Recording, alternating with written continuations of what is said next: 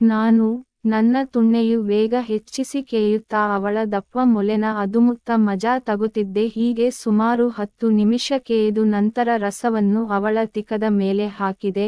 ನಂತರ ಸುಸ್ತಾಗಿ ಬಿದ್ದೆವು. ನಂತರ ಅವಳು ಸ್ನಾನ ಮಾಡಿ ಬಟ್ಟೆ ತೊಟ್ಟು ಮಳೆ ನಿಂತ ನಂತರ ಮನೆಗೆ ಹೋದಳು. ಹೀಗೆ ಒಂದು ದಿನ ಮಾರ್ಕೆಟ್ನಲ್ಲಿ ಒಬ್ಬಳೇ ಸಿಕ್ಕಳು. ನಾನು ಅವಳನ್ನು ನೋಡಿ, ಹಾಯ್ ಸೌಮ್ಯ, ಮಾರ್ಕೆಟ್ಗೆ ಒಬ್ಬಳೇ ಬಂದಿದ್ದು ಅಂತ ಕೇಳಿದೆ. ಅವಳು, ಇಲ್ಲ ಅಮ್ಮನ ಜೊತೆ ಬಂದಿದ್ದೆ ಅಂದಳು. ಅಲ್ಲಿ ಮುಂದೆ ಅವಳ ಅಮ್ಮ ಸಾಮಾನು ಕೊಳ್ಳುವುದು ಕಾಣಿಸಿತು. ನಾನು, ಸೌಮ್ಯ, ನಾನು ನಿನ್ನ ಜೊತೆ ಸ್ವಲ್ಪ ಮಾತಾಡಬೇಕು, ಆಚೆ ಬಾ ಅಂದೆ. ಅವಳು ನನ್ನ ಜೊತೆಗೆ ಆಚೆ ಮರದ ಹತ್ತಿರ ಬಂದಳು. ಏನು, ಯಾಕೆ ಕರೆದೆ ನನ್ನ ಅಂದಳು. ನಾನು, ಸೌಮ್ಯ, ಆ ದಿನ ಏನೋ ಗೊತ್ತಿಲ್ಲದೆ ಆಗೋಯಿತು. ನೀನು ಯಾರಿಗೂ ಹೇಳಿಲ್ಲ ತಾನೆ ಅಂದೆ ನಾನು. ಅವಳು, ಇಲ್ಲ ಹೇಳಿಲ್ಲ. ಅದು ನಮ್ಮ ತಪ್ಪಲ್ಲ, ಆ ಮಳೆಯಲ್ಲಿ ನಮಗೆ ಕಂಟ್ರೋಲ್ ಆಗಿಲ್ಲ, ಅದಕ್ಕೆ ಆ ರೀತಿ ಆಯಿತು ಅಂದಳು. ನಾನು, ಹೌದು, ಆದರೆ ಅದರ ನಂತರ ನಿನಗೆ ಏನೂ ಅನ್ನಿಸಲಿಲ್ವಾ? ಉದ್ಧರಣ ಪೂರ್ಣವಿರಾಮ.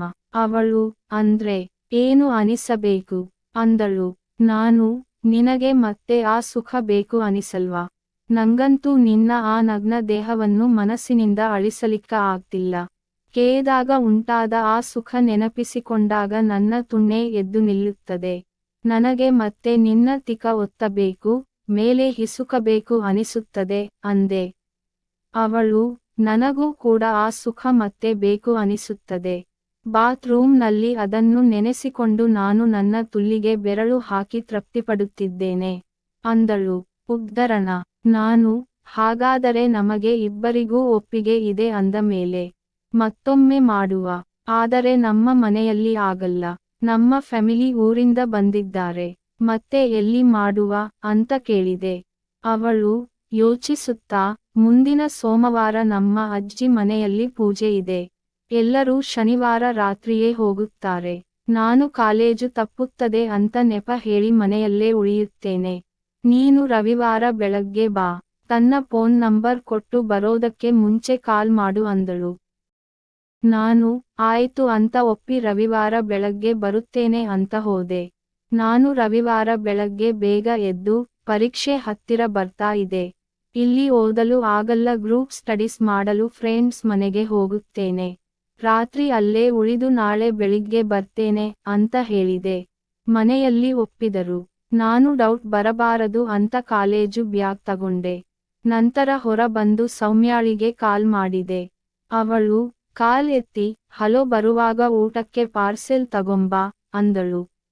ನಾನು, ಆಯಿತು ತರತೇನೆ, ಮನೆಯಲ್ಲಿ ಯಾರೂ ಇಲ್ಲ ತಾನೆ ಅಂತ ಕೇಳಿದೆ.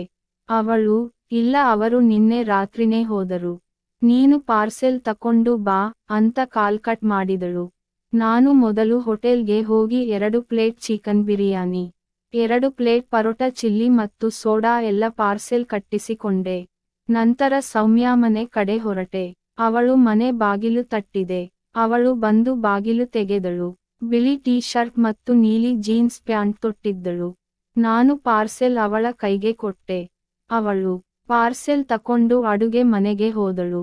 ನಾನು ಕದ ಮುಚ್ಚಿ ಅವಳನ್ನು ಹಿಂಬಾಲಿಸಿ ಅಡುಗೆ ಕೊನೆಗೆ ಹೋದೆ. ಅವಳು ಊಟವನ್ನು ಪ್ಲೇಟ್ಗೆ ಹಾಕುತ್ತಿದ್ದಳು. ನಾನು ಹೋಗಿ ಹಿಂದಿನಿಂದ ಅವಳನ್ನು ಬಲವಾಗಿ ತಬ್ಬಿಕೊಂಡೆ. ಅವಳು, ಈಗಲೇ ಯಾಕೆ, ಊಟ ಮಾಡೋದು ಬೇಡ್ವಾ ಅಂತ ಕೇಳಿದಳು. ನಾನು ಗಡಿಯಾರ ನೋಡಿ, ಇನ್ನೂ 11 ಗಂಟೆ, ಊಟ ಆಮೇಲೆ ಮಾಡಿದರಾಯಿತು ಅಂದೆ. ಅವಳು ಆಯಿತು ಅಂತ ಪಾರ್ಸೆಲನ್ನು ಹಾಗೆ ಮುಚ್ಚಿಟ್ಟು ನನ್ನ ಕಡೆ ತಿರುಗಿ ನನ್ನ ತುಟಿಗೆ ತುಟಿ ಸೇರಿಸಿದಳು. ನಾನು ಹಾಗೆ ಚುಂಬಿಸುತ್ತಾ ಟೀ ಶರ್ಟ್ ಹೊರಗಿನಿಂದಲೇ ಅವಳ ಮೊಲೆ ಅಮುಕತೊಡಗಿದೆ. ಅವಳು ಉಹೂಂ ಅಂತ ಚುಂಬಿಸುತ್ತಾ ಮುಳುಗಿದಳು. ನಾನು ಅವಳ ಟೀ ಶರ್ಟ್ ಕಿತ್ತೆಸೆದೆ. ಒಳಗೆ ಕಪ್ಪು ಬಣ್ಣದ ಬ್ರಾ ಹಾಕಿದ್ದಳು. ಕಪ್ಪು ಬ್ರಾ ಒಳಗೆ ಉಬ್ಬಿದ ಬಿಳಿಯ ಮೊಲೆ ಹೊಳೆಯುತ್ತಿತ್ತು. ನಾನು ಬ್ರಾ ಹುಕ್ ಬಿಚ್ಚಿದೆ. ಮೊಲೆಯನ್ನು ಚೆನ್ನಾಗಿ ಹಿಸುಕುತ್ತಾ ಚೀಪತೊಡಗಿದೆ. ಅವಳು ಆಹ್ಮಂ ಅಂತ ಸುಖ ಅನುಭವಿಸುತ್ತಾ ನನ್ನ ತಲೆ ಕೂದಲು ಸವರುತ್ತಿದ್ದಳು. ನಾನು ಸ್ವಲ್ಪ ಹೊತ್ತು ಮೊಲೆ ಚೀಪಿದೆ. ನಂತರ ಅವಳ ಜೀನ್ಸ್ ಪ್ಯಾಂಟ್ ಜಿಪ್ ತೆಗೆದು ಕೆಳಗೆಳೆದೆ. ಅವಳು ಕಾಲುಗಳನ್ನು ಎತ್ತಿ ಪ್ಯಾಂಟ್ ತೆಗೆದು ಸಹಕರಿಸಿದಳು. ಈಗ ಅವಳು ದೇಹದ ಮೇಲೆ ಕಪ್ಪು ಬಣ್ಣದ ಕಾಚ ಮಾತ್ರ ಇತ್ತು. ನಾನು ನೆಲದ ಮೇಲೆ ಮಂಡಿಯೂರಿ ಕುಳಿತು ಬಲಗೈಯಿಂದ ಅವಳ ತುಲ್ಲನ್ನು ಕಾಚದ ಮೇಲಿಂದನೇ ಉಜ್ಜುತ್ತಾ ಎಡಗೈಯಿಂದ ಅವಳ ದಪ್ಪ ತಿಕವನ್ನು ಹಿಸುಕಿದೆ. ನಂತರ ಕಾಚ ಹಿಡಿದು ಕೆಳಗೆ ಎಳೆದು ಕಿತ್ತು ನೆಲದ ಮೇಲೆ ಹಾಕಿದೆ. ಈಗ ಅವಳು ಪೂರ್ತಿ ಬೆತ್ತಲೆಯಾಗಿದ್ದಳು. ನಾನು ಅವಳ ಬಿಳಿಯ ಬಾಳೆ ದಿಂಡಿನಂತಹ ತೊಡೆಯನ್ನು ಕೆಳಗಿನಿಂದ ನೆಕ್ಕುತ್ತಾ ತುಲ್ಲಿನ ಹತ್ರ ಮುಖ ತಂದೆ. ಶೇವ್ ಮಾಡಿದ ತುಲ್ಲು ಸ್ವಲ್ಪ ಮಾತ್ರ ತುಟಿ ತೆರೆದಿತ್ತು. ನಾನು ತುಲ್ಲನ್ನು ಮೇಲಿಂದ ಮೇಲೆ ನೆಕ್ಕಿದೆ. ಅವಳ ಎಡಗಾಲನ್ನು ಎತ್ತಿ ನನ್ನ ಬಲ ಭುಜದ ಮೇಲೆ ಇಟ್ಟೆ. ಈಗ ಅವಳ ತುಲ್ಲು ಪೂರ್ತಿಯಾಗಿ ಕಾಣಿಸುತ್ತಿತ್ತು. ಅವಳ ತುಲ್ಲಿಗೆ ಬಾಯಿ ಹಾಕಿ ಚೀಪಿದೆ, ಹಾಗೆ ನಿಧಾನಕ್ಕೆ ನಾಲಿಗೆ ಒಳ ತೂರಿಸಿ ಅಲ್ಲಾಡಿಸಿದೆ. ಅವಳು ಉನ್ಮಾದ ಹೆಚ್ಚಾಗಿ ನನ್ನ ತಲೆಯನ್ನು ತುಲ್ಲಿಗೆ ಒತ್ತಿಕೊಂಡಳು.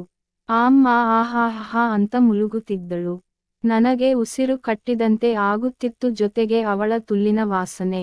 ಸ್ವಲ್ಪ ಹೊತ್ತಿನಲ್ಲಿ ತೆಳುವಾದ ರಸ ನನ್ನ ನಾಲಿಗೆ ಮೇಲೆ ಬಿತ್ತು. ನಂತರ ಅವಳು ಬಿಡಿಸಿಕೊಂಡು ಎದ್ದಳು. ಅವಳು, ನಿನ್ನ ಬಟ್ಟೆ ನಾನು ಬಿಚ್ಚುತ್ತೇನೆ ಎಂದು ನನ್ನ ಶರ್ಟ್ ಬಿಚ್ಚಿದಳು. ನನ್ನ ತುಟಿಗೆ ಕಿಸ್ ಕೊಡುತ್ತಾ ಕೆಳಗೆ ಬಂದು ಕುಳಿತು ನನ್ನ ಪ್ಯಾಂಟ್ ಜಿಪ್ ತೆಗೆದು ಕಳಚಿದಳು. ನನ್ನ ತುಣ್ಣೆ ಆಗಲೇ ಗಡುಸಾಗಿತ್ತು. ಅದು ಕಾಚಾದ ಒಳಗೆ ಎದ್ದು ನಿಂತಿತು. ಅವಳು ಕಾಚಾದ ಮೇಲಿಂದನೇ ನನ್ನ ತುಣ್ಣೆಯನ್ನು ನೆಕ್ಕಿದಳು.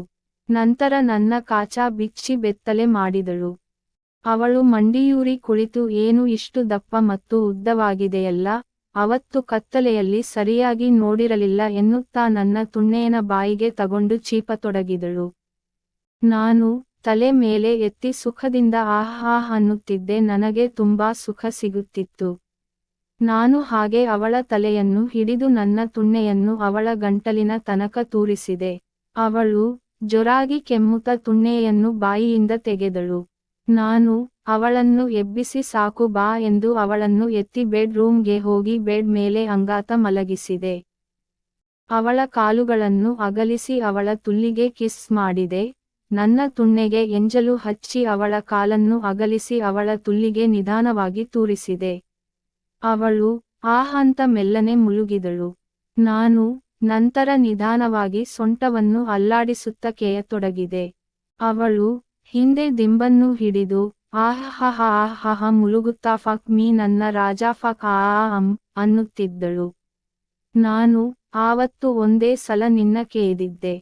ಇವತ್ತು ಪೂರ್ತಿ ದಿನ ಸಿಕ್ಕಿದೆಯಾ, ಇವತ್ತು ರಾತ್ರಿವರೆಗೂ ಕೇದು ನಿನ್ನ ತುಲ್ಲನ್ನು ಚಿಂದಿ ಮಾಡ್ತೀನಿ ಎನ್ನುತ್ತಾ ನನ್ನ ತುಣ್ಣೇನ ಬೇಗ ಹೆಚ್ಚಿಸಿದೆ.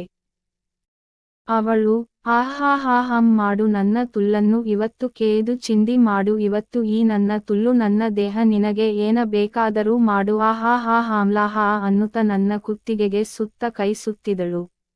ನಾನು ಜೋರಾಗಿ ಕೇಯುತ್ತಿದ್ದೆ. ಹಾಗೆ ಬಾಗಿ ಅವಳ ಮೊಲೆಯನ್ನು ಹಿಸುಕುತ್ತಾ ಚೀಪಿದೆ.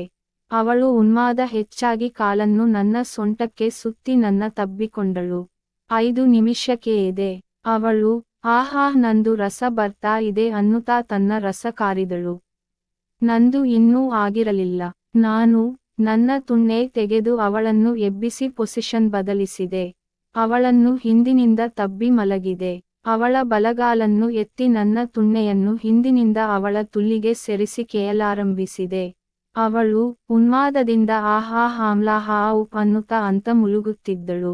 ನಾನು ವೇಗ ಹೆಚ್ಚಿಸಿದೆ. ಹಾಗೆ 4 ನಿಮಿಷಕ್ಕೆ ಎದು ನಂತರ ನನ್ನ ರಸ ಬಂದಿತು.